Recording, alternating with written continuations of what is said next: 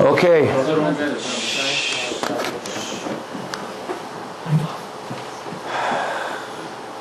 I don't see any beginners here. I thought that we're gonna need to do some proofs. Yaakov, you told me there's a lot of new people. Huh?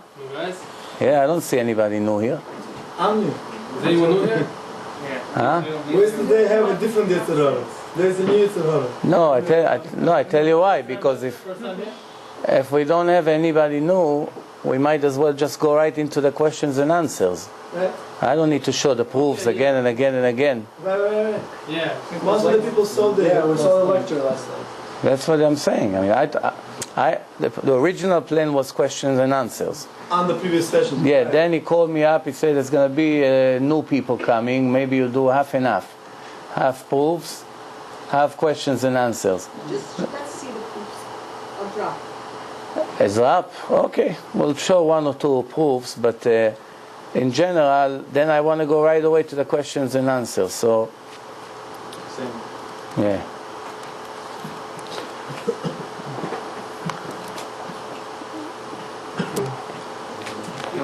Okay, when we're speaking about proofs, no. Leave the lights on. When we're speaking about proofs, is it possible to prove that the Torah is the Word of God 100%? Or we always going to have to live with some kind of doubts that it's divine? Yes, no, the rabbis wrote it. It's a history book. It's words of wisdom by many different people. There's all kinds of opinions. Many ignorant people happen to think that to be religious means just to have faith. Some people may say that spirituality, it's all based on emunah, on faith, believing. It's nothing to do with knowledge. It's nothing to do with knowing. It's only believing, which is a critical mistake. Why? In science, believing means not knowing. When you say, I believe in God 70%, or I believe that the Torah is the Word of God 70%, it actually means that you also have a doubt 30%. You're not sure. When a scientist say, we believe that if we're going to mix those two ingredients, something will happen, and he say, I believe, then the next question will be, what's the percentage of your belief? And he's going to say 50%. Right away you understand that 50% he does not believe. Based on that, to change your lifestyle and to dedicate and to devote your life to a book of instructions, and with a 50% or 30% chance that in the end you will find out that it was all a waste of time, it's too shaky. It's very, very risky thing to do.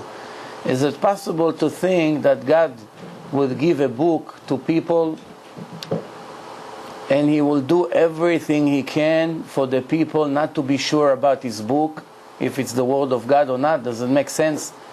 If we see through the entire Torah, we see hundreds of times that God not only is requesting, literally is begging the Jews to follow His Torah. In some places it's really embarrassing to see the language is really a language of someone who really begs. May they will listen to me, that I should reward them, and all kinds of examples like this.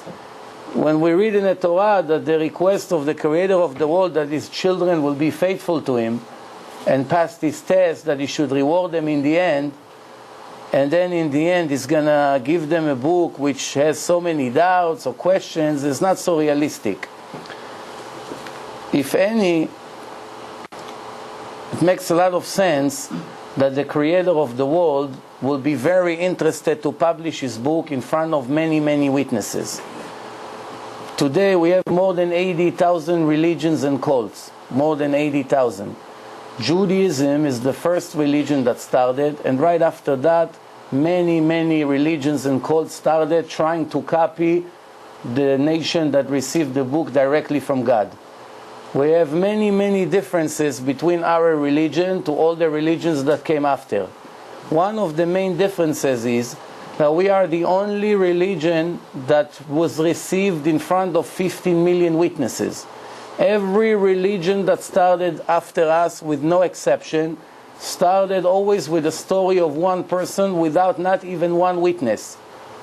Nobody was able ever to bring one witness to his story. It's right away start with 50% doubt. Someone came and said that he had a dream, or someone came and said that the angel gave him a book in the desert, or someone said that he saw the light. Yes or no? 50-50 right away. The only nation that stood in front of the mountain and heard the voice of God for the first and last time in history is the Jewish nation.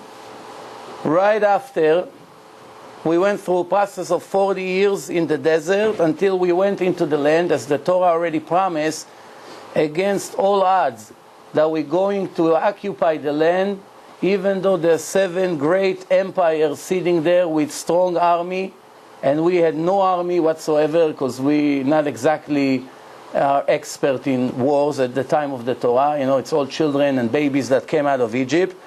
But the Torah, God promised us that He's going to send all the nations out and will prepare the land for us. And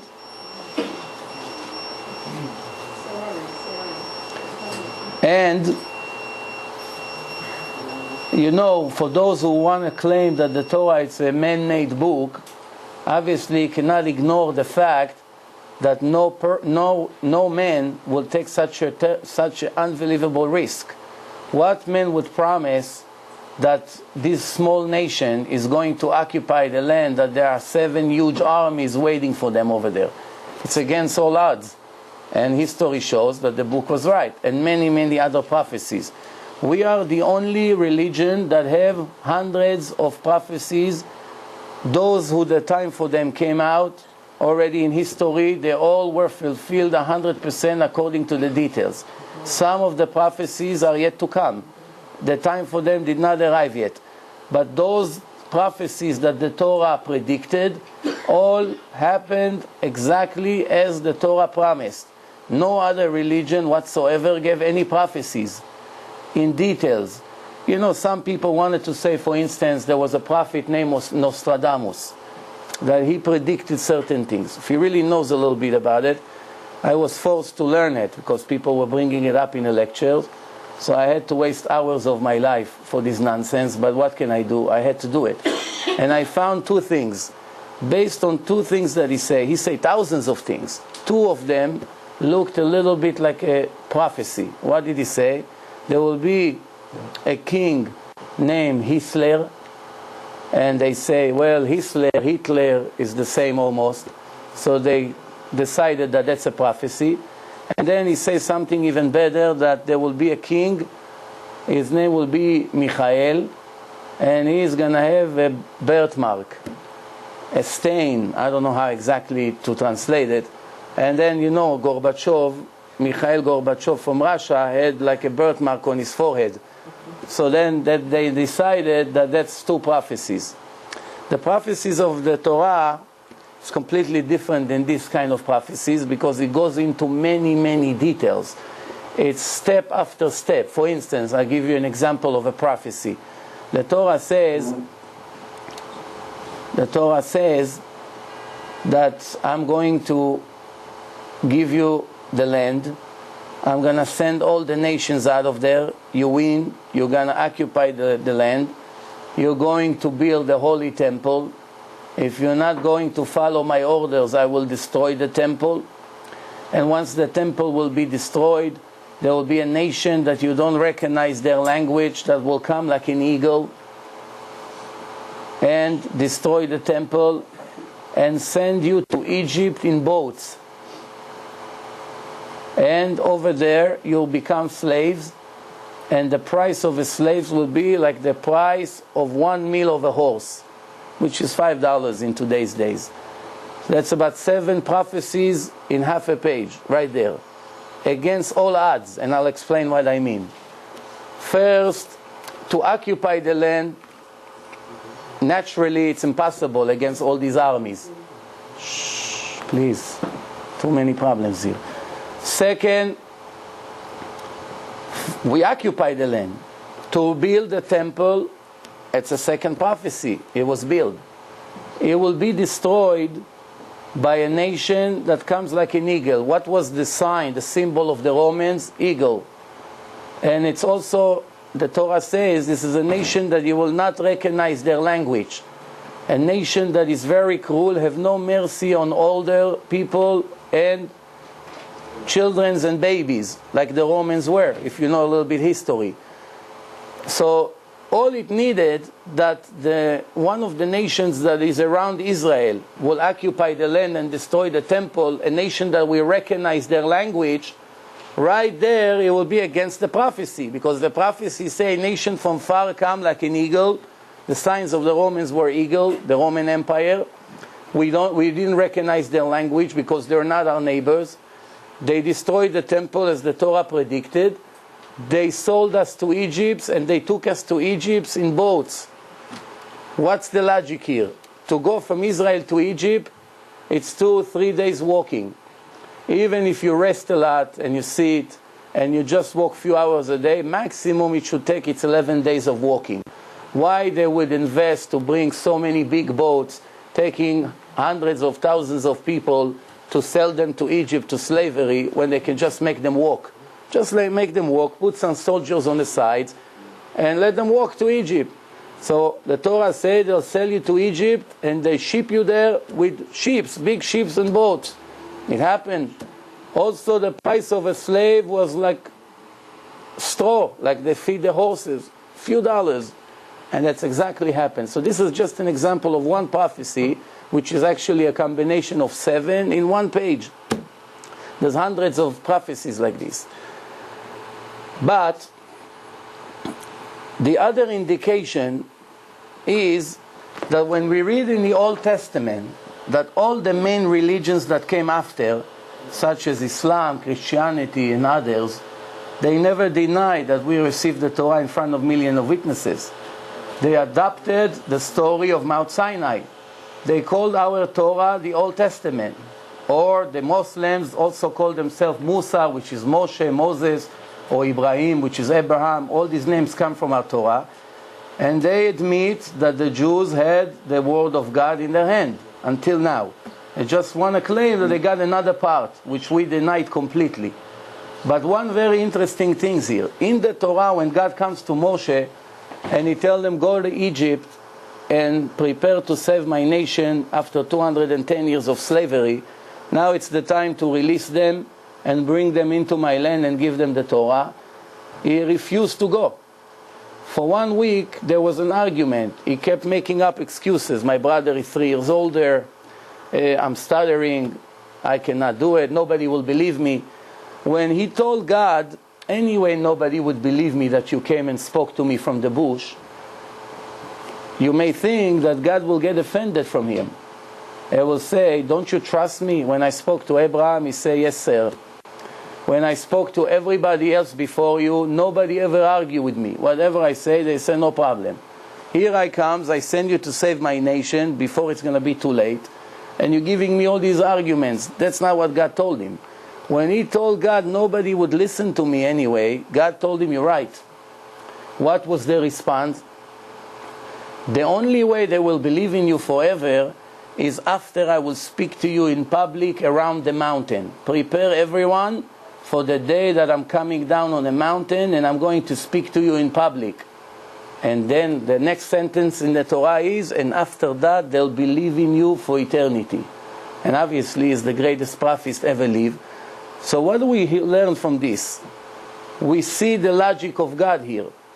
When Moshe told him, no one will believe me based on my own story that you came and gave me this mission, God should have told him, don't worry. Whoever wants to believe will believe, and whoever doesn't want to believe, that's his problem. That wasn't the answer. The answer say, you're 100% right. I will make them believe in you. How? By speaking to you in front of millions of witnesses. That's the proper way to start a religion. Not by one person that comes out of nowhere and tell us stories and will right there have 50% doubt in his story forever. Did it happen or not?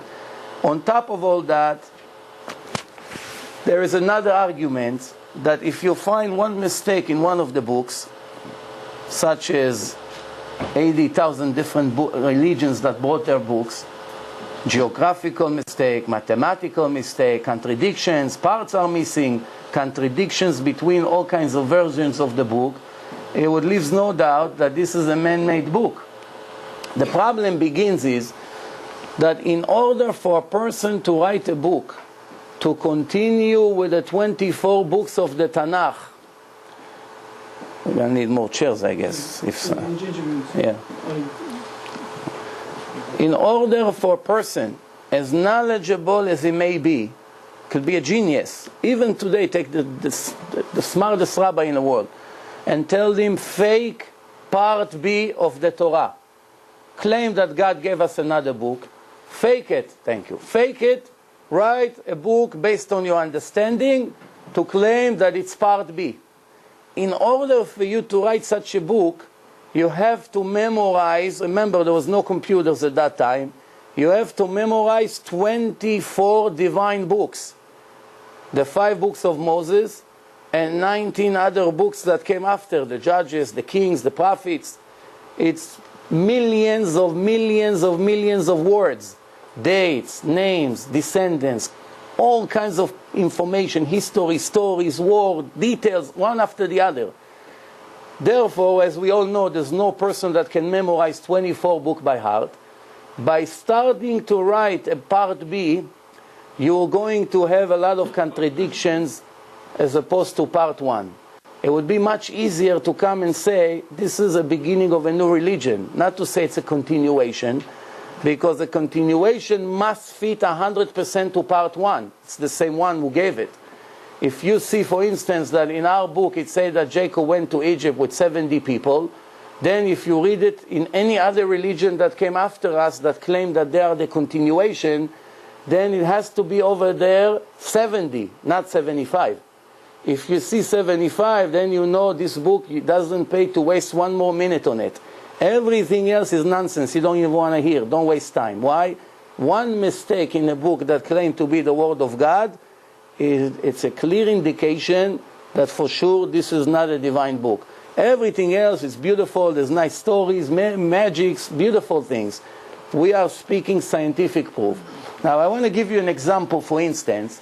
To prove that a book is not the Word of God may take maximum 10 minutes for an intelligent person. To prove it's the Word of God, it depends who you are.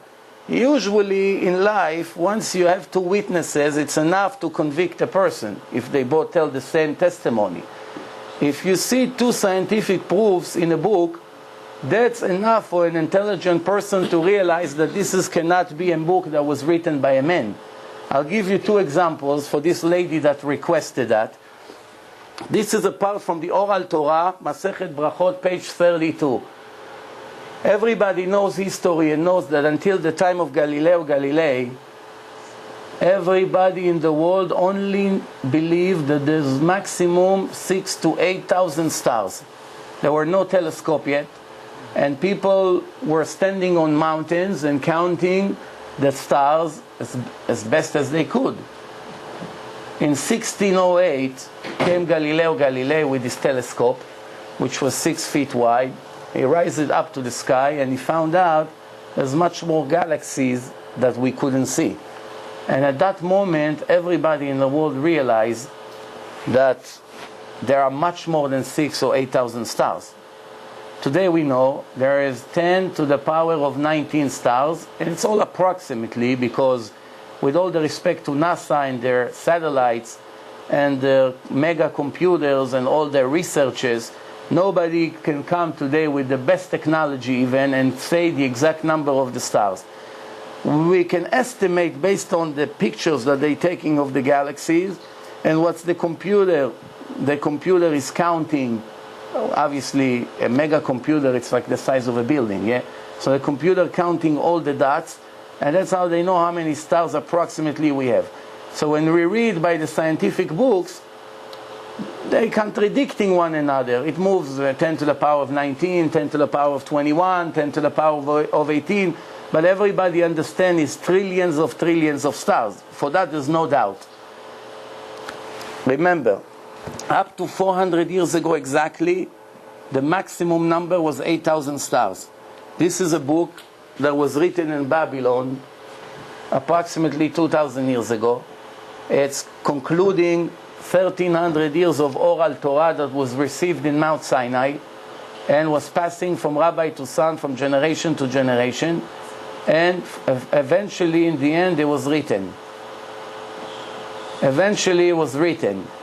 Once it was written by Rabbi Yehuda Nasi, let's see what the Gemara had to tell us about the number of the stars. And the nation of Israel told God, you left us and you forgot about us. We left alone, we were forgotten.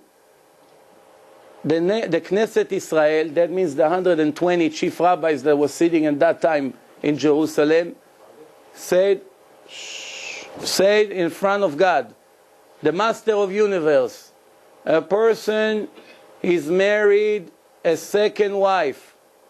Gets remarried. After his divorce, he decided to get married again. And he remembered his ex-wife always. And you left us and forgot about us. This conversation, it's after the destruction of the second temples, when the Jews were forced to leave the land. And you know how it is. You get a first chance, you messed up. You get a second chance. After the second chance, it doesn't look so good. First chance, you always have hopes that you're going to get a second chance. After a second chance, there is something to believe. There is something to believe, a reason to believe that maybe it's your last chance. But we have to remember that God promised Abraham, Isaac, and Jacob that thanks to their righteousness, He will never replace their descendants with any other nation. Here. Thank you. Again, one of the promises that God made to the Jewish nation is that as bad as they may do all the sins, they will get severely punished as we did. But one thing, thanks to the righteousness of Abraham, Isaac, and Jacob, He promised, He swore to them that He will give the land to their descendants and He will never replace them with any other nation. And another promise He made, that no matter how many Jews are going to die, there's always going to be some Jews that's still alive. Nobody can destroy the Jews 100%. They can do 90%, 95%. There's always going to be a group of Jews that are holding the Torah in their hand. And if they won't, the prophecies say, that will be the end of this world.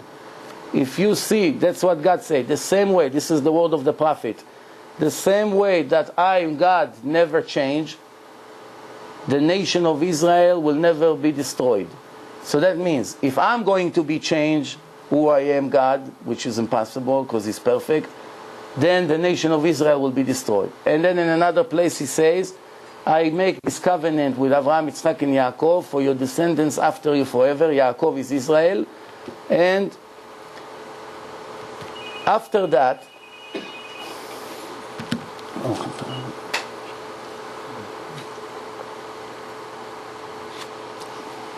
the nation of Israel, after the destruction of the second temple, challenged God on His promise. They came and claimed, you really left us. You forgot about us. Because they saw such terrible time 2,000 years ago in Israel. This was the answer of God. Now, remember, the point here is the proof. We are going to show you the number of the stars that was written in the oral Torah 2,000 years ago in Babylon. And God's answer, my daughter. Who is my daughter? Who is He talking to? Who asked the question? The Knesset Chachamim of Israel. 12 section I created in heaven. In each section, I created 30 armies. In each army, I created 30 legion. In each legion, I created 30 raton. In each raton, I created 30 karaton. In each karaton, I created 30 gistera. In each gistera, I hung 365,000 ribo, it's 10,000 multiplied by 10,000 stars. And all of that I created for you. And you have the nerve to say that I left you and forgot about you? This is the oral Torah as was written, Talmud Bavli, close to 2,000 years ago, 1,600 years before Galileo brought his telescope to the world for the first time. Now obviously you understand that 2,000 or 3,000 years ago, nobody could give such a description, I created, I hung, I did. When we start to calculate what the Gemara says, what the oral Torah just told us, 12 sections, 30 in each one of the sections, so it's 12 times 30 times 30, 30, 30, 30, times 365,000, ribo multiplied by 10,000. It gives us 10 to the power of 19 stars. This is in the generation that if you come to a person and tell him this is the number of the stars in the world, they put you in mental house. Why? We count only 6,000. You're telling us 10 to the power of 19 stars. Now, in the old generations, many hundreds of years ago, the Gentiles used to challenge the Jews about one verse in the Torah. It's interesting because they already admitted that the Torah is the word of God. But still, from time to time, they came with some challenges. One of the challenges is when God came to Abraham and he told him, I'm going to multiply your descendants to be like the numbers of the sand on the earth and the number of the stars in heaven. Came the Gentiles and say, what's going on? That's a contradiction here. Did God bless Abraham or he cursed him? Why? If he's going to bless his nation to become a huge nation like the number of the sands on the ground, then in that case we should be billions or trillions, I don't know, a huge amount of people. But if he only blessed him like the stars, what kind of nation is going to be? 6, 7, 8,000 people? Big contradiction. What was the answer of the Jews? You thinking that there is only 6 to 8,000 stars because that's what your eyes see. We don't go by what our eyes tell us or by what reality shows us. There are something above reality. There's many things in life that you think you understand, but you don't really. We go by what the book of God tells us. He is the creator of the world, and he told us in Mount Sinai that he created 12 sections and 30 as we have in the oral Torah, which was passed from father to son from the time of Moshe until the time of the Gemara. The Babylonian Talmud was written down. So when the Jews told them the numbers of the stars, they used to make fun where they get this number. Later, when Galileo found out that there was much more than 6 to 8,000 stars, slowly they started to realize that the Jews were always right. It's just that it was not possible to prove it because we didn't have the technology for it. Let's see what the scientists have to tell us about the number of the stars in the world today.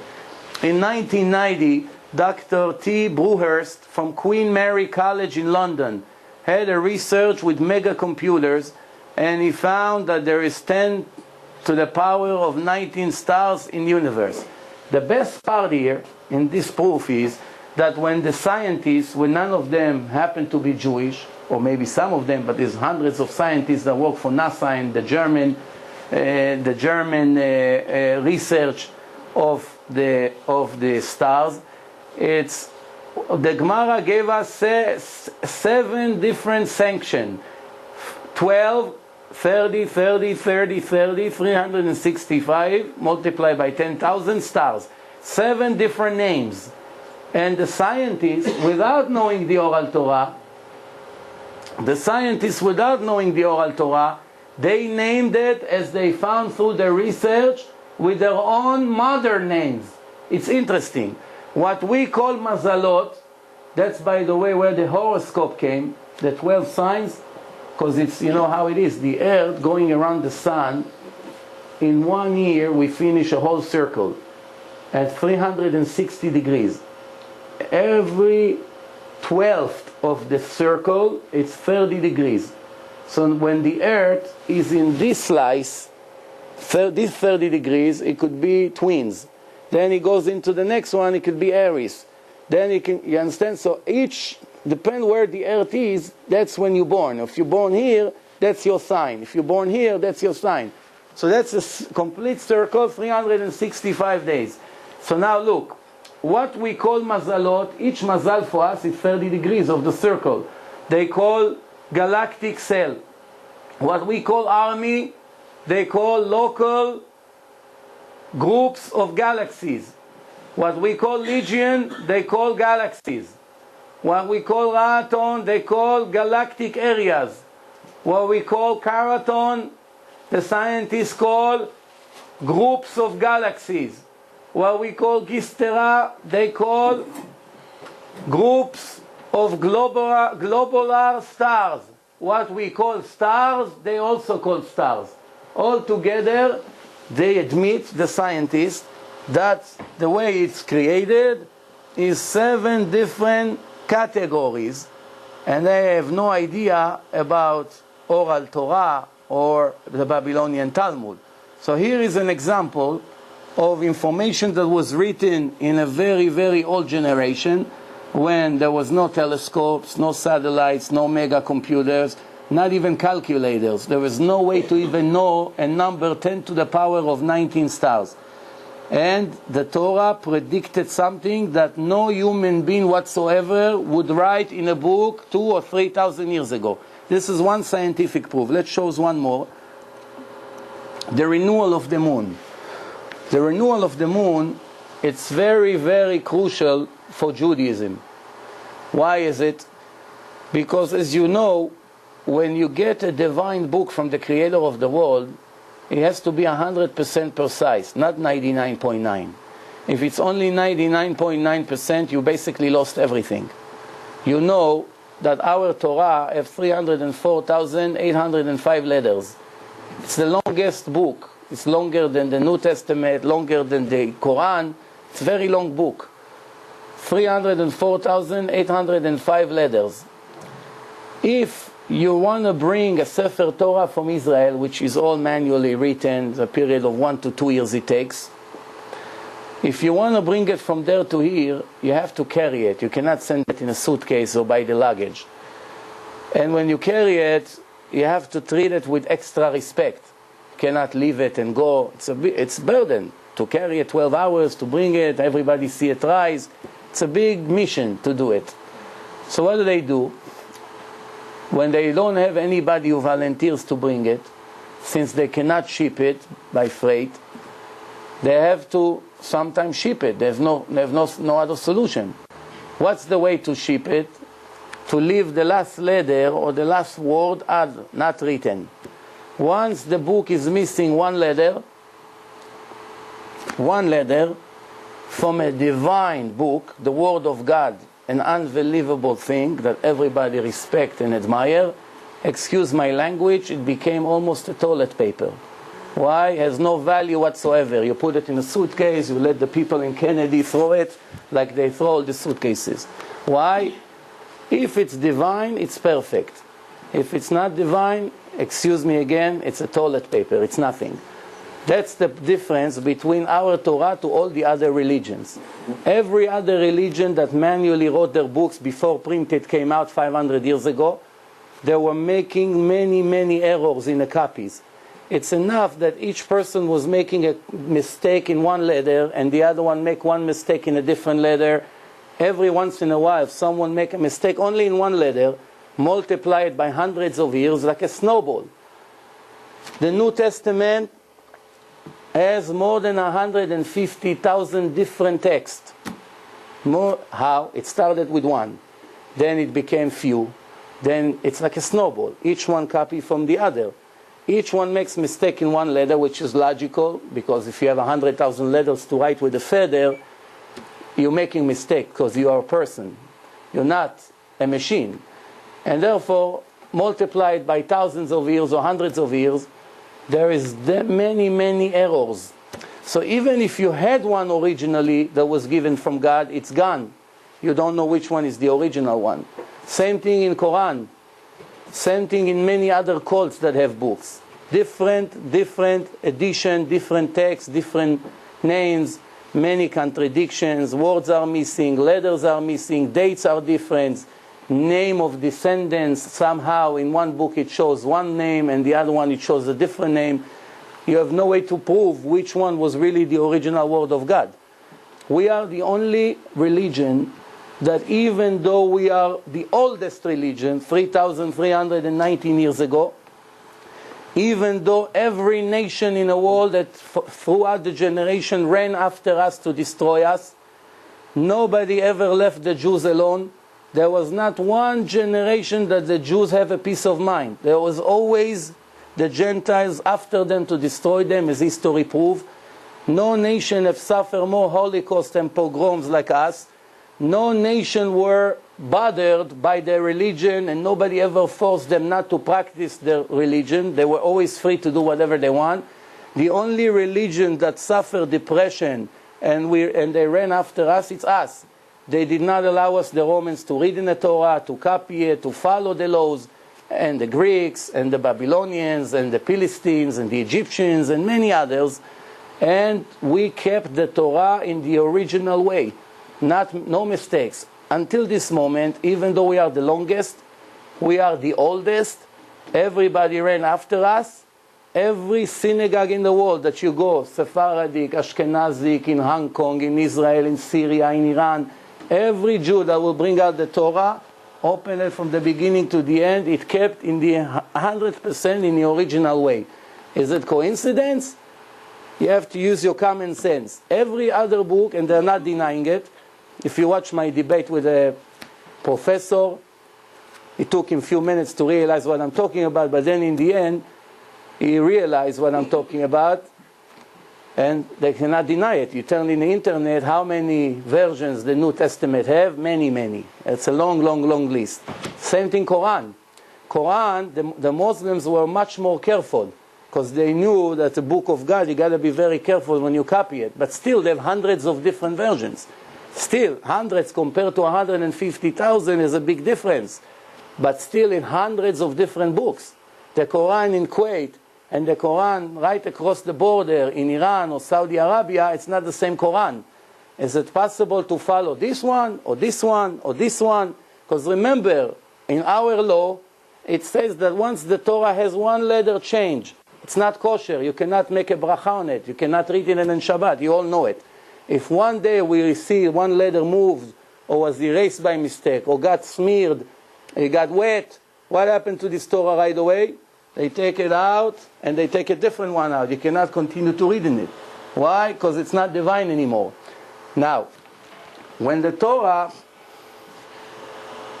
taught us a very important law, until 1700 years ago there was no calendar.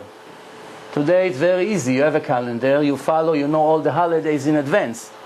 But in the old days, how did we know when is Passover?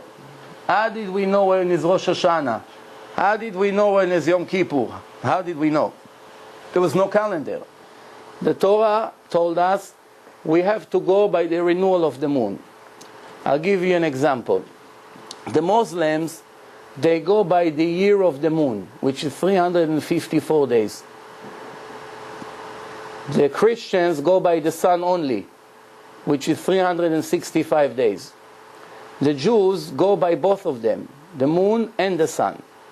The Christians, every 4 years, they add one day to the calendar, February 29, to adjust the differences on time. So that means if you're born on February 29 and you're now 60 years old, you only had 15 birthdays. You lost many, many gifts. But once every 4 years, you have an extra day. Jews saw that the year of the sun is 365 days. The year of the moon is 354 days. It's 11 days difference. That means every 3 years, the holiday will move by a month. Since the Muslims ignore the problem, they don't have in their book any obligation when the holiday is going to be. It can be in the summer, it can be in the winter, there's no problem. That's why the Ramadan is moving. The fast of the Ramadan, every few years it moves, a season. Sometimes they fast in the winter, sometimes they fast in the summer. Now, Christians, since they did some kind of adjustment, because they wanted Christmas to be always in the time of the snow, and many other reasons that they have, it falls always the holidays of the Christian more or less in the same season. We were limited by one word in the Torah, since it's the word of God, and as I just finished to explain, that the word of God cannot be approximately, it cannot be 99.9%, it has to be 100%. We had a problem. What was the problem? If we are going to ignore the problem, Passover will also move like the Ramadan. So the Torah say that Passover, it's the holiday of the spring. Since the Torah named Passover the holiday of the spring, it must be always in the spring. Now we go by a certain date. When is the date of Passover? The Torah says the 14th day of the month of Nisan. But Nisan is moving. Sometimes it's in the spring, sometimes it's in the winter. How do you avoid the problem? How you make sure the holiday will not move left or right? Let's look what the oral Torah had to teach us. That's apart from the written Torah. And God told Moshe and Aaron, this month is the beginning of all the months. We're talking about Nisan, just started a few days ago.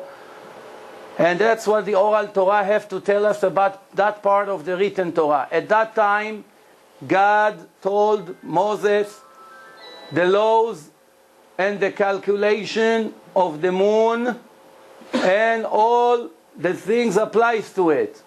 And inform him how he's going to make a leap year and calculate the months. Why? Because the Torah say, keep the holiday of the spring and you make the Passover. How do we do it? Every 19 years period, we have extra 7 months in a calendar. As you know, every 2 to 3 years, we have 2 months of Adar. The year is about to finish, Adar. Then we have an extra holiday. Why? Whenever Passover starts falling short and it's still in a cold time, an extra month is pushed into the calendar, and we delay Passover by another 4 weeks, and it's always gonna move in a range of the spring. It will go a little bit up and down, but it's always gonna be in the time of the spring. Who told us that? We would not know to do it. God told us when He gave us the Torah, how do we make the holidays based on the renewal of the moon. 2 witnesses had to come to the court and testify that they just saw the renewal of the moon. The rabbis had the oral information that was passing from generation to generation, and they knew there is a minimum second, there's a minimum time, that the renewal of the moon can never be less than that. Never. If the witnesses come 5 minutes before the minimum date, then the rabbis know that they made a mistake. Either it was foggy or something like that, they could not see. They knew that after that second, any testimony that will be received, they will announce that this is the beginning of the month, and they begin to count the days, 14 days, and that's going to be Passover. Now, let's see what the Gemara has to tell us, and this is a scientific proof. We're going to show you something really amazing, but please pay attention. At that time, the president of the nation of Israel, his name was Rabban Gamliel. He was one of the grandchildren of King David. That's 1,000 years, 900 years approximately after King David. He's from his descendants. He was the president of Israel.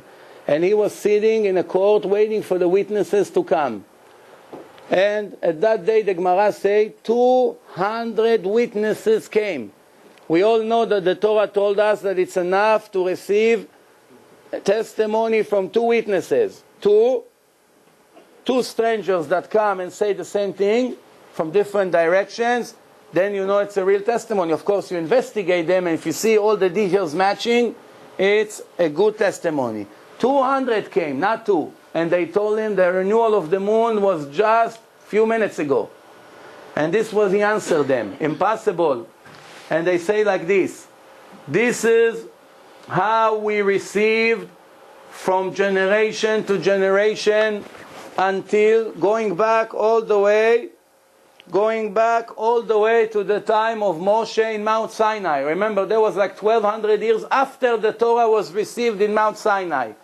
The renewal of the moon can never be less than 29 days and a half and 2/3 of the hour and 73 parts of the minute. Where is it? If you want to double check me, Masechet Rosh Hashanah, page 25, on the right side of the page. That's the source. Okay, so let's calculate. 29 days, everybody know what 29 days is. And a half, what's and a half? 12 hours. 2/3 of the hour, 40 minutes. 73 parts of a minute, you take 60 seconds, divide by 73. The total number that you accept from this calculation is 29.53059. Okay? So now, in front of you, there is an original copy of NASA. And this is, as you can see here, Earth-Moon system. They calculated with their satellites and with billions of dollars. It took them more than 30 years to come up with this result. American people paid billions of dollars for that. If they only knew oral Torah, it could save them a lot of headache. But let's see what they found. What did they find? They found 29.530588. What was the number of the Torah? 29.530590. You take a minute, divided by 100,000, the difference is 200 thousandths of a second. Cannot even count it. Take a second, share it to 100,000 pieces. Two of them, that's the difference. Two pieces from the minute. That's the difference between NASA and what the oral Torah had to tell us that we receive in Mount Sinai. But the Germans are a little bit more precise than the American. In 1965, as you can see right here, Berlin, 1965, this is an original copy of their research. They came to 589. And that's the number of the Torah. So now it's only 100,000 of the second. Someone just told me about 10 months ago that he checked and they upgraded it to the right number, but I never saw it. That's why I cannot use it, because I didn't see it in my own eyes. I'm still looking for it. If you ever find it, please let me know. But we don't need really to find it. The question that I have to each one of you that still had a doubt about the written Torah or the oral Torah, if it's the Word of God, not the Word of God, after seeing only two proofs, after thousands that I myself have, thousands, my question to you is, there was any human being 2,000 or 3,000 years ago that was able to write that the renewal of the moon in ratio to the sun and to the earth, with all the angles and all the directions and all the movements, will never be less than this number, precise to 100,000 of the second in generation that there was no watches, no calculator, no way to measure a second divide to 100,000 pieces. Everybody understand it, right? Even today you need very, very special computer. Even this advanced computer will not be able to calculate such a thing. So, do you see any person that could write such a book? And this is the oral Torah. You know, some people, they say, okay, we believe in the written Torah. We believe. But the oral Torah, we have a lot of questions. Maybe the rabbis made it up. Maybe the rabbi added information to it. So the answer is, this is just two. There are many, many other examples that leaves no doubt that the book could never be written by a human being. Only the creator of the sun, the creator of the moon, the creator of all the galaxies was able to give us such information. From the book of Carl Sagan, it's the head manager of NASA, and this is in his letter he wrote 29, as I showed you, 530, 588, and this is basically just one other examples. You want another proof, or we should go to the questions and answers? Questions? Questions? Who wants more proofs? Raise his hand. Don't hesitate. Just who wants? No? All right. Oh, no. I'll do another 2 minutes proof. It's a short one, and we'll move on. Here. By looking at the sun, do you see the sun is covered with a peel, with a bag, with a cover? By looking at the sun today, what do you see? A round, yellow ball. You don't see really any cover, right? You look at an orange, right?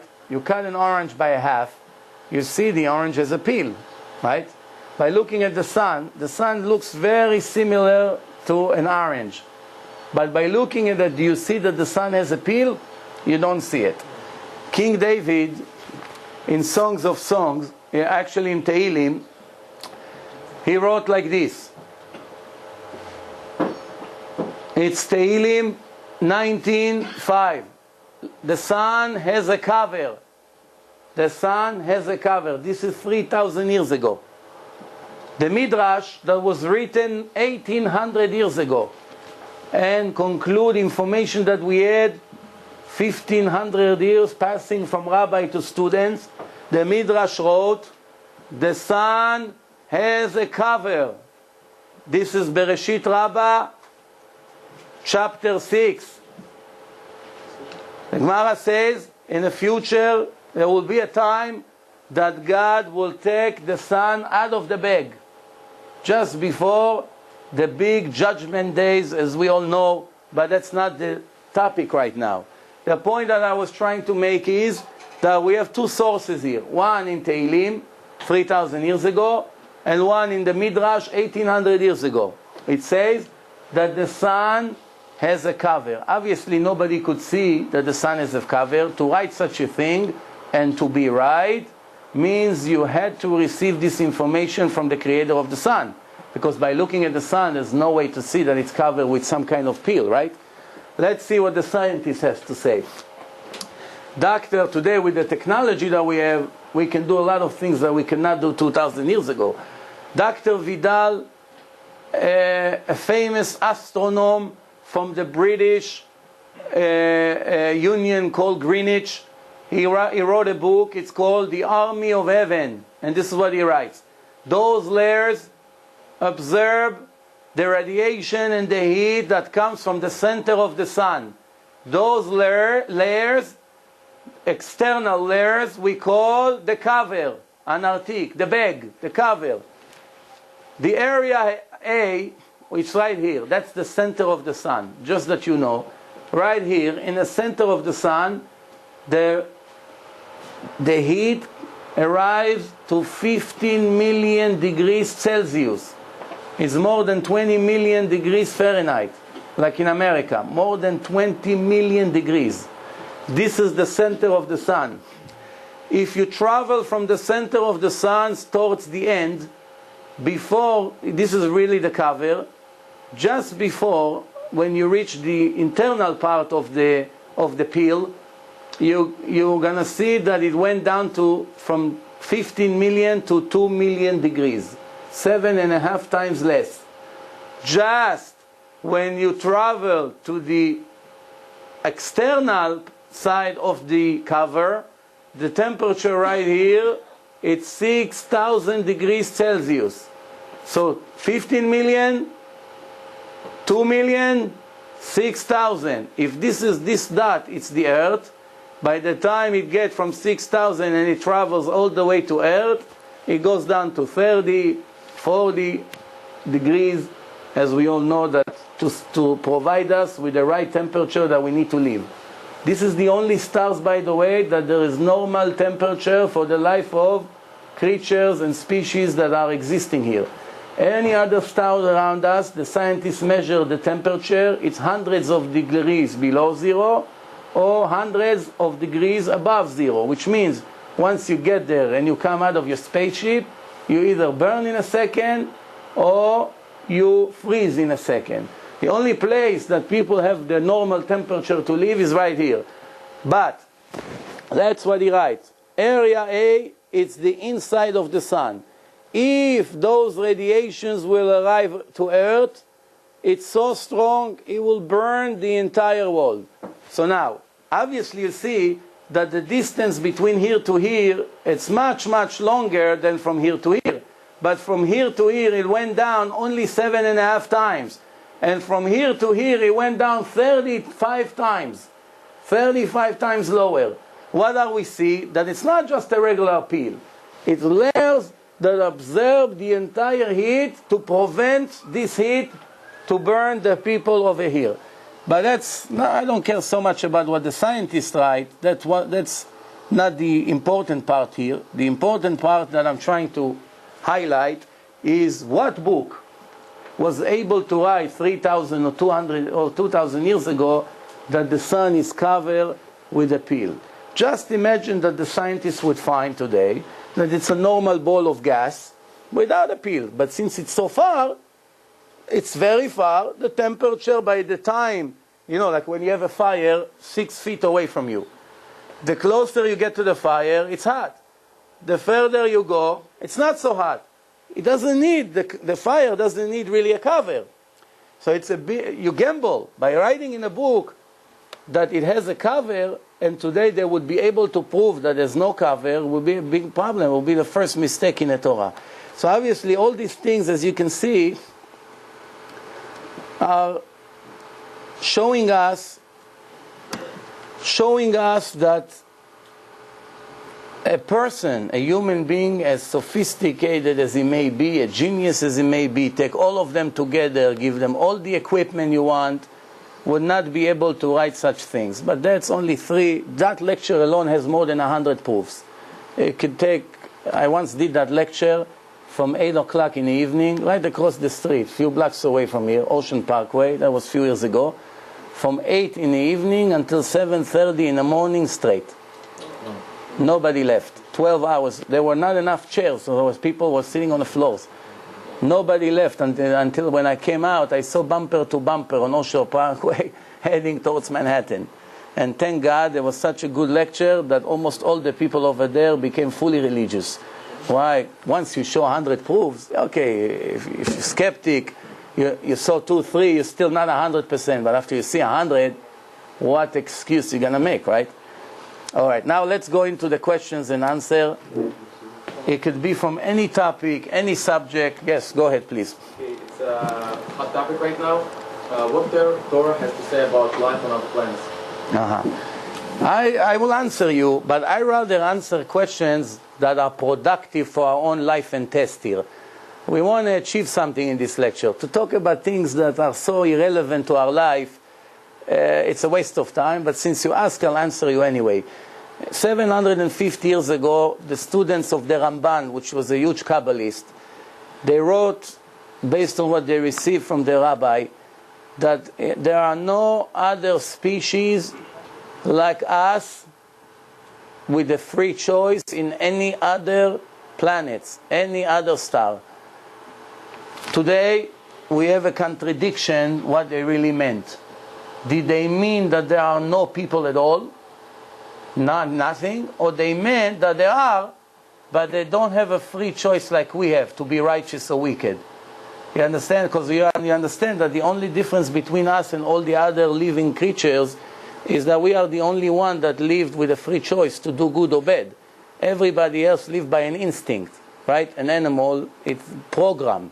He's hungry, he's attacking. There's no way to convince him, please stay hungry for 2 more days. Have mercy on the goat here, you understand? So obviously, so the point here that we are the only one that are subject to punishments. Why? When you have a free choice to do good or bad, and you chose to do the bad, society prepared for you a jail or all kinds of penalties. Why? Because they knew that if you wanted, you could have held yourself from not committing that crime. Nobody ever put a tiger in a trial. Why? Just an hour ago he attacked a zebra, right? What's the point of punishing him? It doesn't have a free choice. You may put him behind bar because you're afraid the next thing is going to eat you, but you don't trial him. Why you don't trial him? Because there's nothing to find him guilty. He's really not guilty. Okay, so we don't know 100%, but we know for sure that even if one day they'll find other species over there, they're not going to be like us with a free choice. What does the Torah say about what happens to your soul when you like leave the body? I mean, I know it's a big subject, but I don't know. I find that really fascinating. If you enter my website, I have 3 hours lecture about it, from A to Z. All the steps that the soul traveled through from the time he died until the end of the steps that the soul has to go through. The lecture also includes information about reincarnations. All my lectures is based on science and Torah. It's a combination. Because I found it the most productive way to prove people that that's a divine book. And once people see it's a divine book, when they read next to it, you have to observe the Sabbath, because it's a covenant between me and you. Or when you read as a Jew that God say, I chose you to be my nation, you are my children, I love you more than all the other nations, it makes him proud that God chose me to be his son, you understand? But when he doesn't believe in a Torah, what's the benefit of reading in a Torah that God chose me to be his son if I don't believe in him? Alright, so the point is to prove. Now, I'm going to briefly answer you. It's a long subject, but briefly I'm going to answer you. The first thing that happened to a person after he had a crash or after he got shot, seconds after, the soul exits the body. The body falls down, and the soul flies right above the body and hear and see everything that happens around the body. So, for instance, if they take the soul if they take the body into the hospital and they have an operation, the soul is right above the doctors, that they see exactly what they do in the heart, with the electric shots, with the brain, whatever they do over there, he sees.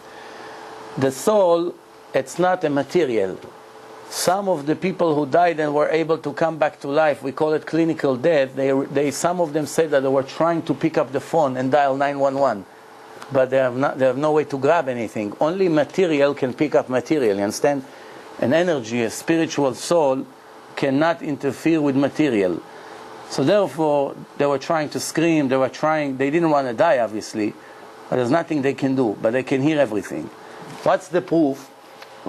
According to science, if a person is dead more than 6 minutes, which means he has no brain waves, no oxygen goes to the brain, no pulse, no breath, few minutes after he doesn't get any feelings when you pinch him or burn him, there's no response. 6 minutes is considered death according to science. 6 minutes. That's the rule, but there's always an exception to the rule, So the doctors do not know how to explain how there are millions of cases in today's generation, more than ever before, that people died and came back to life after 6 minutes. Now, according to science, if a person died and he came back to life after 6 minutes, it won't help him that much. Why? Because his brain should be severely damaged. However, we find more and more cases of people who died. I have few movies about it, that people came back to life way after 6 minutes. They describe everything that happened around the body in all these 10, 20 minutes that they were dead. They describe what happened in each room of the hospitals, in all the floors, who died, who got saved, what doctor just left the hospital, what's the roof of the hospital, what's on the roof. Many, many interesting things that they report, even though they were dead in the first floor in the hospital. So obviously it cannot be a dream. Also, in the beginning, the doctor, the cardiologist, all these parapsychologists in the beginning, they were trying to say that probably there are chemicals in the brain and they're giving him all kinds of illusions. And when he wake up, he sees like a movie, but it's really not real. But obviously it's nonsense. Why? Because he's not just saying a story. If he got up and say, I saw my friend from high school and I saw my grandmother, fine. But when he gives you information that can be proven a minute later, what's the chemical has to do with that? That he was telling you that somebody just died in room 712 and his name is such and such. Where the chemical can give him such information. So obviously it's nonsense. People in this generation easily believe scientists. But the truth is that if you pay attention to what they say, you will see that almost everything they say, it's nonsense. Everything. And the point for that is, I just give you an example. The age of the world, right? If you ask scientists from Harvard, from Yale, from the best universities in the world, how old is the world? They're all going to tell you millions, billions, trillions of years, right? What did the Torah say? 5,768. 5,768. Don't get me wrong. There are a few scientists that admit that the world is only a few thousand years old. 10,000, some close to that number. So they're very close to the age of the Torah. But the best part is there are two ways to prove that those scientists are lying to us, or they lie to themselves. They just believe, but they don't have any information. There are two kinds of science. There is objective science and speculative science. Science that's based on speculations and assumption, it's not an indication to anything. What's the proof that they're all wrong? Very simple. Nobody has the beginning point. When they calculate, for instance, carbon-14, their formula can be correct only in certain scenarios. In different temperatures, it's not working anymore. Plus, they do not know, the creator of the world, when he created that object, how much carbon-14 it had in the first day. Not each object had the same one, so therefore there's no way to calculate. But they take advantage on the public's ignorance. Then another way they use is extrapolation. It's an assumption, since this thing grew in 1 year 1,000 times bigger, that means we're going reverse and calculated, we measure him, and that means every year he grew by the same way, which is nonsense. We are the best proof for it. We grow from 0 to 18, we grow a lot. From 18 to 100, we don't grow by an inch, so it's all nonsense. But we don't want to go into that. I have a very smart way to prove that all the scientists are lying about the age of the world. What's the proof? I'll give you the proof. Let's say now we have 50 people here, and we all have to know, how old are you? I don't know you. Nobody here knows you. So he says 20. He says 21, 22, 23, 24. Each one of us gave a different age to you. Is it possible that we all right? Is it possible that each one of us were right about your age? He say 20, he say 28. Is it possible that they both right? Okay. In the best scenario, maybe one of us is right. And maybe not even that.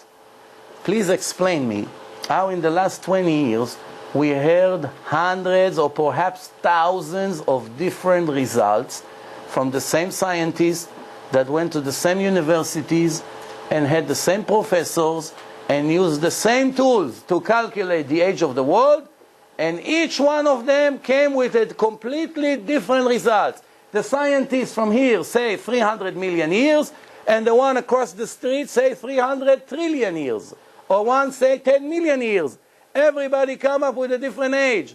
Why, as an intelligent person, I should waste a minute with their nonsense, or a penny from my money to buy their nonsense, when in the next year he himself will come and say, everything I told you until today was all not correct. This is the new invention that I just came up with. If you don't believe me, check Stephen Hawking, right? Some say he's the best scientist in the world, right? Until a few years ago, he sold us his theory. He sold millions of books. And what happened 5 years ago approximately? One day I turned on the radio, 1010 News, and new information from the great scientist Stephen Hawking. What? The world, we believe now that the world was created from a pea, a green pea. I was listening to this, I thought maybe it's a joke. No, that's the new theory. I don't know what he means by that. I didn't go into it. I just give you an example how a respectable scientist that were selling us a theory for 20 years, one day come, put his theory in a garbage, and start all over and selling us something new now. What do you see? Don't waste a penny with them. Don't waste a minute with them, because they're all, I don't want to say lying, but for sure they're mistaken. Okay? That's for sure. All right, now going back to the soul, there's a point that the souls start to elevate and go up towards heaven. Some people reported that they came to an area and they started to see that there's no really walls. It was all with no limits. And they saw relatives that come and welcome them as they walk there. They all reported that they go through the tunnel, and in the beginning it's very dark, and then they see a huge light. Some reported that the light communicates with them through telepathy. Some reported that they show them all their lives. Remember, they were dead only for a few minutes, but they saw 30, 40 years of pictures, one after the other, when they were since they were a baby until now. One non-Jew reported that they showed him his life, and he was very, very embarrassed about the things he did. And he was full of frustration. I wish I can go back to the beginning point and reconstruct my whole life completely different than the way it was. And his conclusion was that I realized for the first time that all my life was a waste. I did not achieve anything, I did not complete anything, I did not learn anything. This is his conclusion. If you want to know a little bit more about it, you go into Raymond Moody.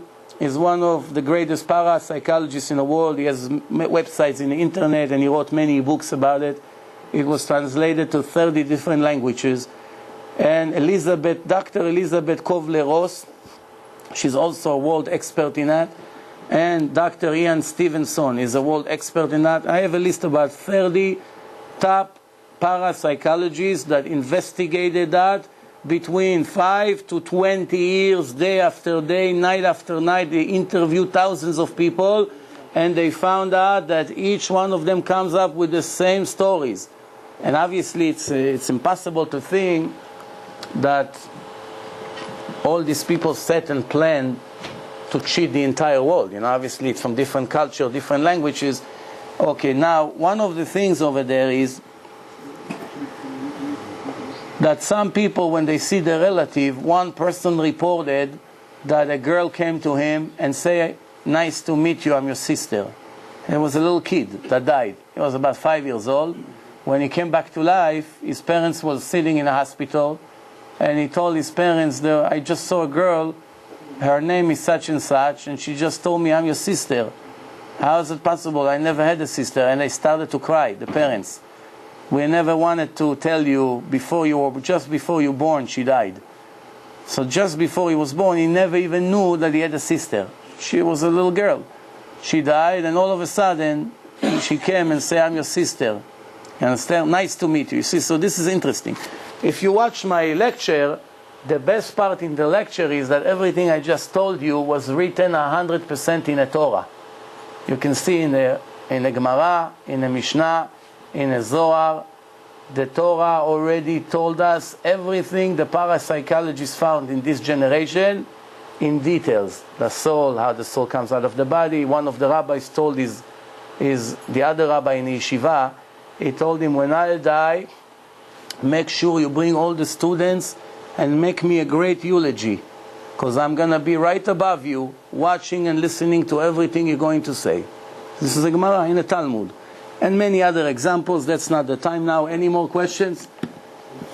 Not to disprove Torah, I was in Brazil one time and somebody told me that in South America and Brazil they also have mass revelations where like tens of thousands of people claim to see some UFOs? Not UFOs, but like at the same time, like we claim, like we receive the Torah. They claim that they see something. מה קרה? לא, למה? שיר. Yeah, go ahead. Yeah, they claim to see something. What's the point you're trying to make? Where we're divine people. I don't know how to answer that because he said that if that's going to be my proof that every other religion was started by one person, no one is. How can I prove these thousands of people who claim to see the exact same master religion? All right, first of all, one has nothing to do with the other. One has nothing to do one with the other.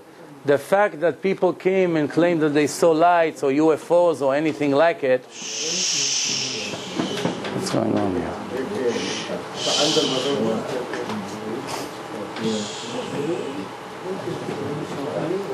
The fact that people came and saw and claimed that they saw a light or something that looks like a plate with lights flying in space has nothing to do with religion. One thing has nothing to do with the other. It's a question, are there UFOs that come from a different stars to visit here or to do something here? The answer is, until this moment, we have no indication that even one person was able to bring one proof that there is a visitor from out of space. A proof means, here is the plate, here are the aliens, we are seeing them right now, we're able to touch them, to take picture, to try to speak to them, that's a proof. Saying that we saw a light, it could be a million things. I'll give you an example. Okay, I'm going to have to stop the lecture, I'm sorry. But that's going to be my last answer.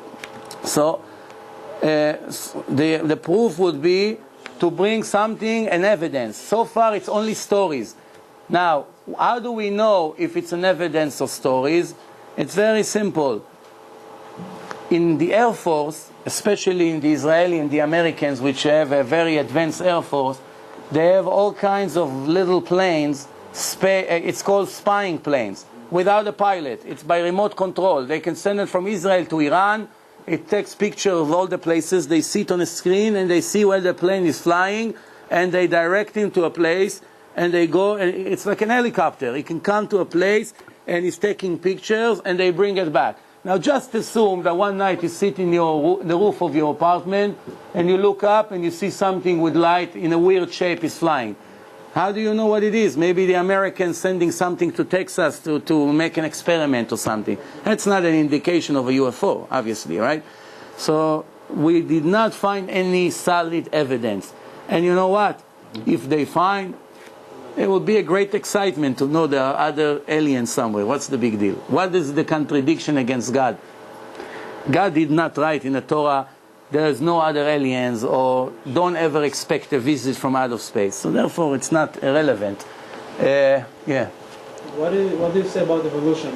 How can you prove wrong evolution? Okay, first of all, you know, evolution was never proven. It's a theory. The theory of Darwin, it's one out of millions of theories to the creation of men. Millions of theory. For whatever reason, that theory was more successful than all the others. In America, in some states, they pass a law that a professor that will say that the theory of Darwin is a fact, all right, it's against the law. Some states are still permitted. But if they want to teach the theory of Darwin, they have to write based on a theory only. Why? Because in America, they are very religious. And most of the American citizens believe in God. They have all kinds of surveys. 70% of Americans believe in life after life. More than 70% of Americans believe in God. Not all of them follow the laws of God, but a lot of them believes in God. It bothers many religious Americans that they teach people that we came up from the monkeys knowing it's a lie. Now, I want to tell you something. First, you should know that the followers of Darwin completely, but I mean completely, modified the theory of Darwin from A to Z. The theory of Darwin has nothing to do with what they teach today. If you check the original theory of Darwin, after a few years they got stuck and they took it from the beginning to the end and changed it completely. So therefore, you see right away, this is what happened with all the theories. Once they get stuck, somebody come and renovate it and made it into something else. But still, before that, what are they claiming? That there was a monkey and slowly, after hundreds of years or thousands of years or millions of years, whatever they say, One day he became an intelligent person, and the tail disappeared, and now he's standing straight, no problem. Please explain who created the monkey. A monkey is a very sophisticated machine. Muscles, ligaments, brain, eyes, just the eye of a monkey. You know what a sophisticated system is this? Who created the monkey? Monkey had to have a creator. Who created the world? It's not an indication or proof against the fact that there is a creator to the world, right? So it's really an irrelevant theory. Why? It's true, the Torah say, I created man in the 6 days of the creation. So all they are contradicting really that God created us directly. They just claim that he created monkeys, or not him, somebody created the monkeys, and we are one advanced species of the monkeys. They have to explain how come there are still monkeys out there, why they did not become advanced and only some became advanced. They have to prove, to bring a proof to what they claim, because they so far never provided with one proof. It's all based on theories. It's all stories. Why should I waste my time on assumption and theories? Why? You know, there was a joke. There was only one person who believed that he came from monkey. It was Darwin's son. Darwin is not so happy when he sees the theory that they teach today. There's nothing to do with his. Yeah. What obligates a person to follow everything Torah says? What obligates a person? Let's say now you know the Torah is true. Yeah. What makes him logically obligated to follow what it says now? Read the Torah and you get the answer. Read. I'll give you a discount. Don't read the whole Torah. Just read the 5th book. Yeah. What do you call it? Do Torah? I can never say this word. Deuteronomy. What's the name of it? Deuteronomy. I can never learn that word. Huh? You got the point? Sefer Dvarim. Learn that, and you see what's the request from a Jew. You should know one thing. You should know. The Torah writes very clearly, I'm testing you to see what's in your heart. Are you going to follow my laws or not?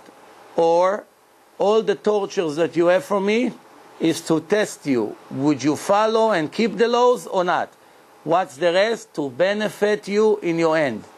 You understand? So there are many, many places that the Torah writes that every second of our life is a test. And obviously, until the Torah was given, the test was very limited. All the nations in the world, include the Hebrews, include us, were only obligated to keep the 7 laws. Only obligated to keep the 7 laws.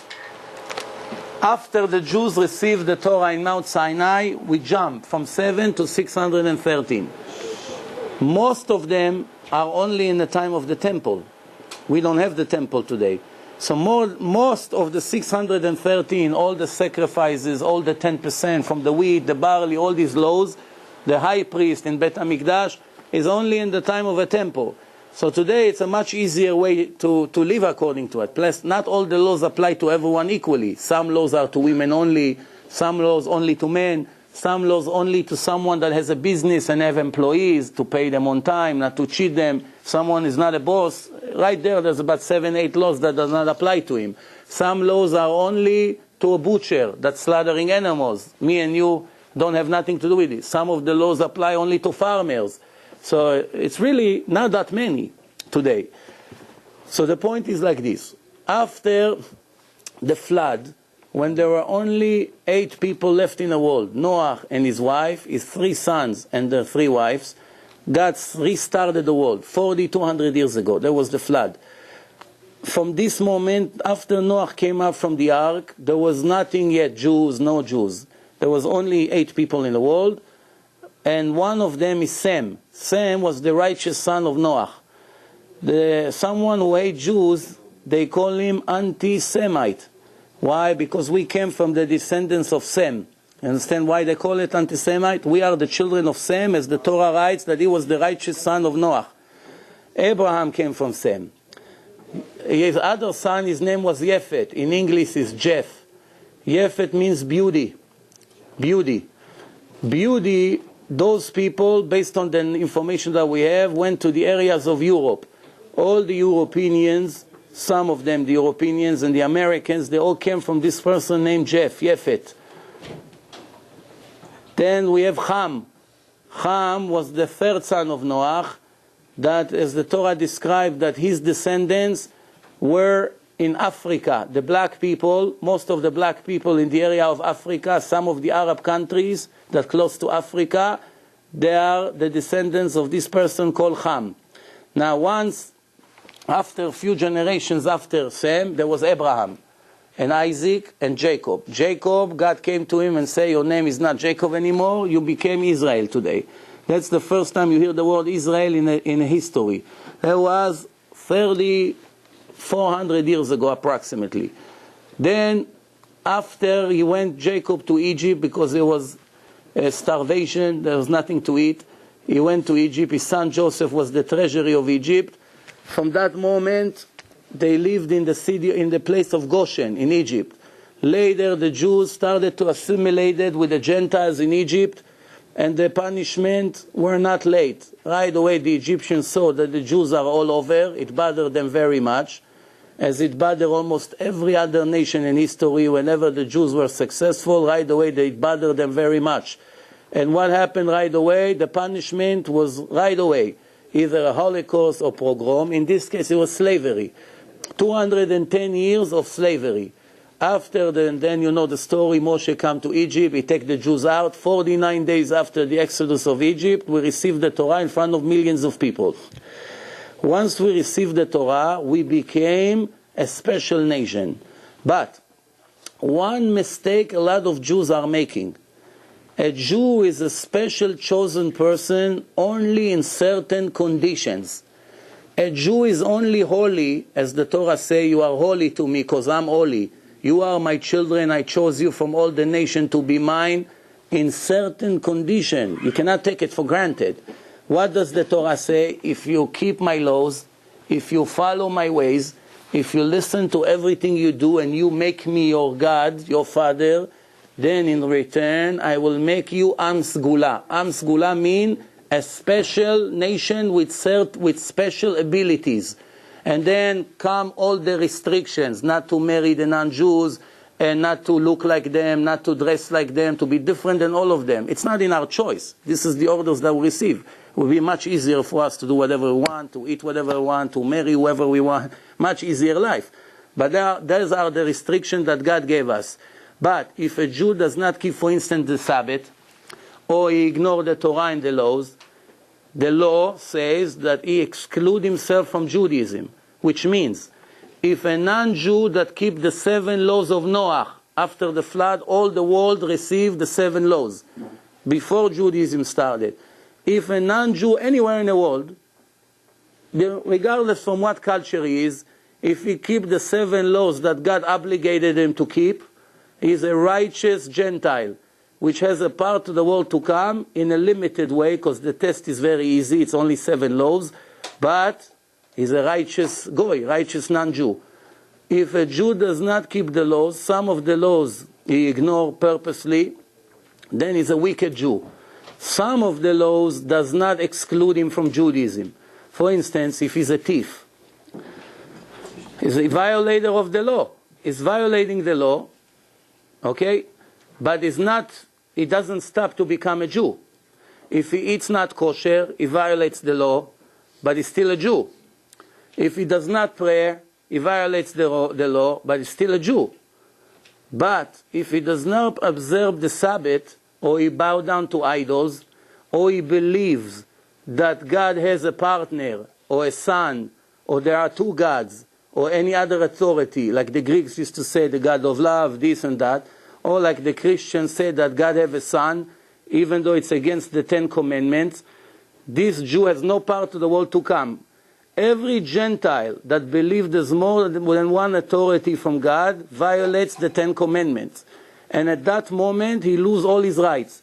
He loses eternity, he loses his world to come right there. Therefore, the Muslims, believe it or not, even though they could be murderers, certain Muslims, not all of them, but those who are murdered, if they stop murdering and they make repentance and they regret what they did, they are keeping the 7 laws. One of the 7 laws is not to murder. But if the Muslim murder, he has a violation, therefore he's not a righteous Gentile. But for those Muslims who have nothing to do with the killing, They believe in one God. They never dare to say that God has a son or any other authority. Therefore, if they do not murder, they obey the laws of the court and the police in their place. They do not eat any raw animal before they kill them in the right way. They do not bow down to any idol, don't make any statues of all of that. They love God and respect Him. And they do not steal. How many I say? 6 or 7? 6. 6. Oh, and sex crimes in a family. The sex crime, it's called Gilui Arayot, is different between a Jew and a non-Jew. That's the difference. A Jew has very, very strict laws when it comes to sex and relation. For instance, a Jew cannot meet a girl in a club or in a bar and go and live with her like a husband and wife. Why? He has to marry her first. The non-Jews don't have to really get married. They can love one another and they move in together and it's not a violation for them. They can go in the night that they met and live together like a husband and wife, no problem. But as long as they're together, they're also not allowed to cheat. They decided to be like husband and wife. The Goyim copy from us the tradition of getting married, because it's come from the Torah, to marry or to give divorce. But they really don't need it. This is something that they copy from us. All they have to do is get together and they move in and they are not wicked. They did what God ordered them, they have no problem.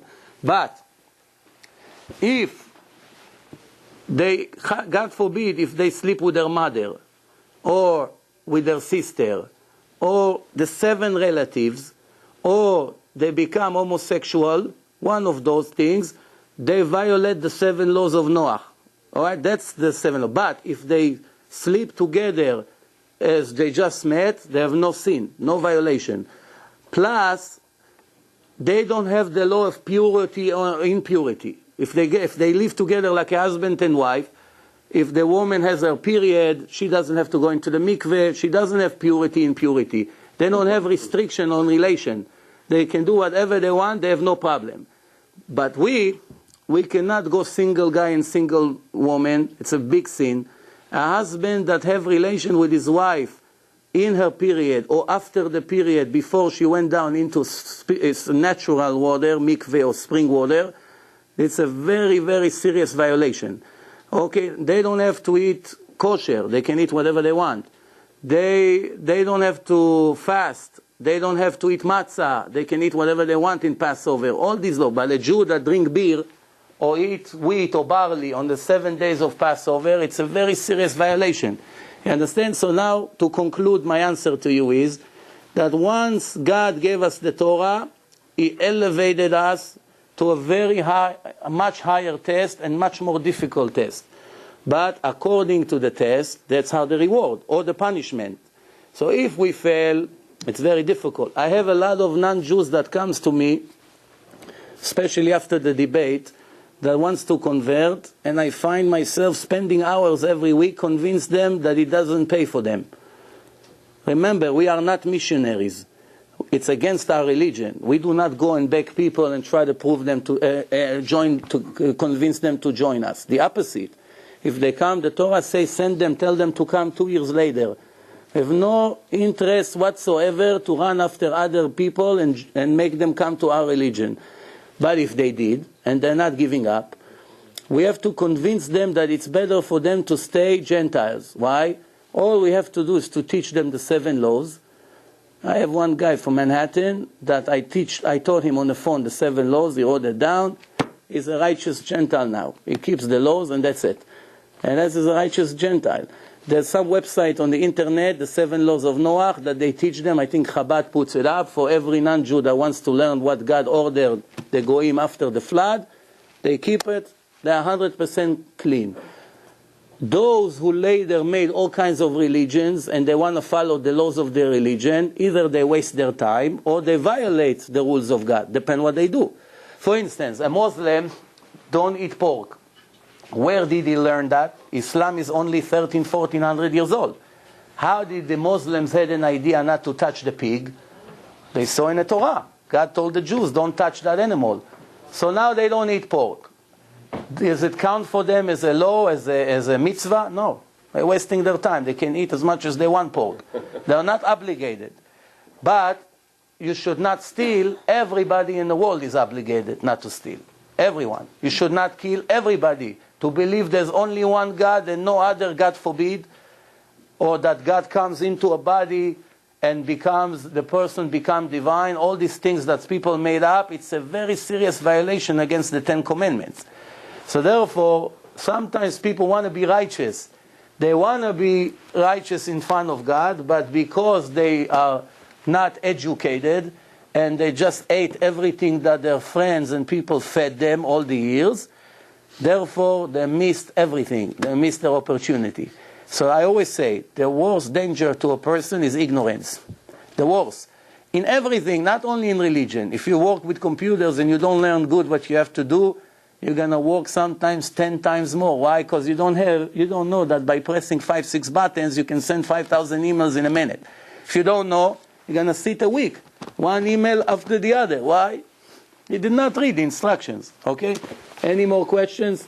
Yeah. Why is it wrong to eat meat and milk together? Mix. The Torah repeated it 3 different times. One is not to eat them together. One, not to cook them together. And one, if you by mistake cook them together, not to sell it to anyone. You have to destroy it and not receive any money for it. Why is it? Scientifically, why is it wrong? You don't Okay. want to mix life and death. Excuse me? You don't want to mix life and death. No, I tell you something. There are mystic reasons for that. Meat is judgment. Milk, it's mercy. There's all kinds of reasons. But my experience and my understanding is to answer every question that people ask me, why God made that law, why God made that mitzvah, why God made that commandment. The answer is because this is what God wanted. If you would know all the secrets and all the reason why God made us all these laws, you would become God. You would be in His level, you understand? We do not understand even 1% of the secrets and the reasons why God do things. Why He created us to begin with. We know, generally speaking, we know that He created us a place for a test, and in order for us, once we pass the test, He's going to reward us. Since we have a free choice, there are punishments involved also. You do good, you get good. You do bad, you get bad. Why God needed that? Nobody will be able ever to know what's God's reasons. Now you have to know, some people say, why you have the laws to respect your father and mother? Why? Because they raised you. You have to be grateful. What? Your father worked 20 years to pay for your education, to feed you. He cried with you, he laughed with you, he walked you, he did so many things for you. Well, you're going to betray him now? So it's very logical law. You got to respect your parents. It's all nonsense. That's not the reason why God say it. Why? Because God said that you have to respect every human being. Even a non-Jew, you have to respect. You cannot steal from him. You cannot cheat him. There's laws in the Torah. It's not only your brother, you cannot steal from him. You cannot be a thief. You cannot kill. It applies to everybody. You have to respect every person, to be nice to him. Whatever means nice, So if I have to be nice to somebody that came from Japan or China that I have nothing to do with him, don't I have to be at least as nice to my father? Right? So why does God tell me to respect my father and mother? Even the dogs respect their parents. Everybody respect their parents. The Italians in Italy that don't have the Torah, they respect their parents or no? Sure they do. They do. So what's the reason? Because in the Torah of God, there is a law to respect your father and mother. He made you a father and mother. The Torah was written before the material world was created. The oral Torah taught us a secret. Based on the Torah of God, that's how He made the world. The Torah is the blue